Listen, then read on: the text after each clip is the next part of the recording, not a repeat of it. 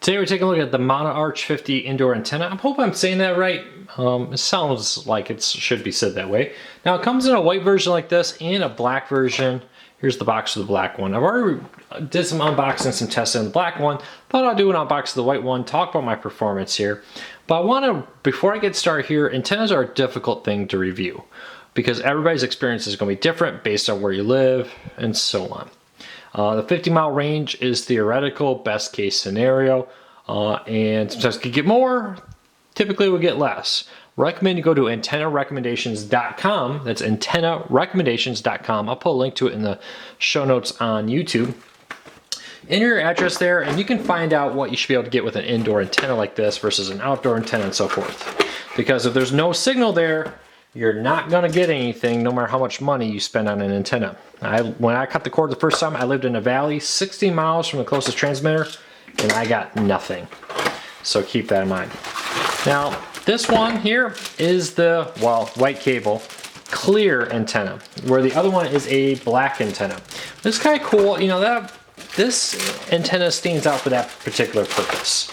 Most antennas on the market today are white or black, and this one here has a see-through clear aspect to it. There are two sticky pads here.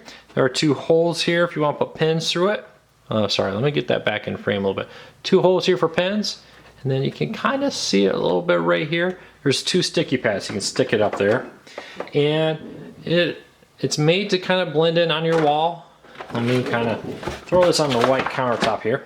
You can see it kind of blends in.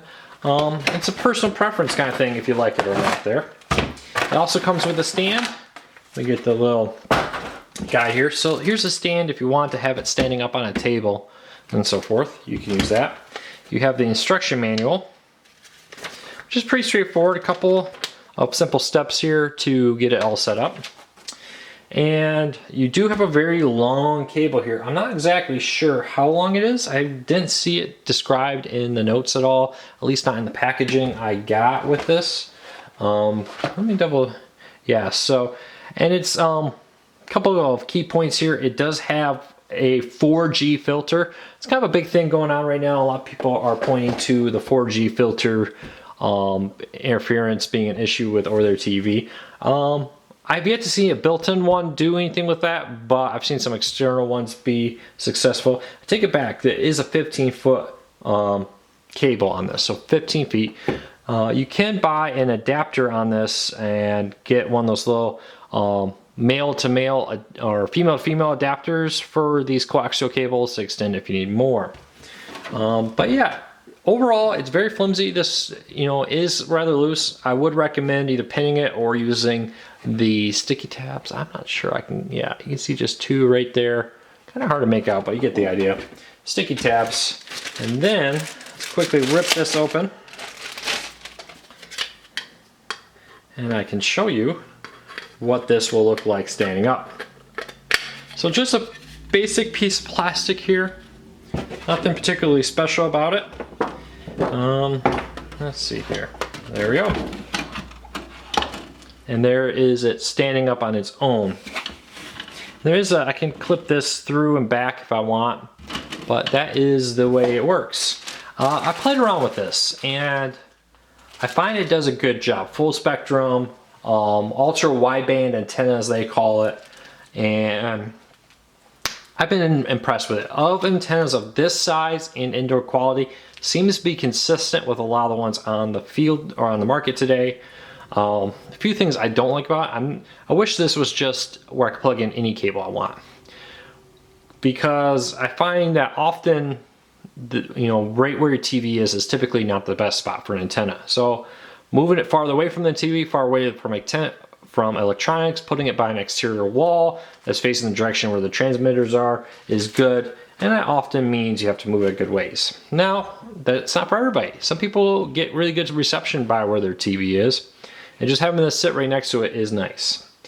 It is clear, which is kind of cool. You do get this like grid line here, but it's not the white or black options that are out there right now. So overall, for my testing on it, I've been impressed. It's consistent as far as what channels you'll be able to pick up and what they'll look like. That depends on where you live. Again, go to antennarecommendations.com. Keep in mind that everybody's experience is different. If you live 5 miles from a transmitter, but there is a massive mountain between you, you may not get as good of a reception as somebody who lives 25 miles away, but gets a line of sight to the transmitter. So keep that all in mind. Your experience will vary. I find the quality of this to be good. It's a little flimsy, but it's kind of a cool concept that's see-through. They come with pre-attached adhesive pads, a couple pins here if you want to pin it into the wall, and the see-through clearness of this particular antenna is the main selling point of it, and what will probably attract people to it, as opposed to the typical white or black options you get with these flat antennas. Questions, comments, let me know. If this review helped you, give me a thumbs up, please subscribe. We do a lot of product reviews, how-to guides, Q&As, all about how to get the most out of our cord cutting experience, helping you get the shows you want without being trapped into a 2-year contract. Thank you for watching this video, and please subscribe.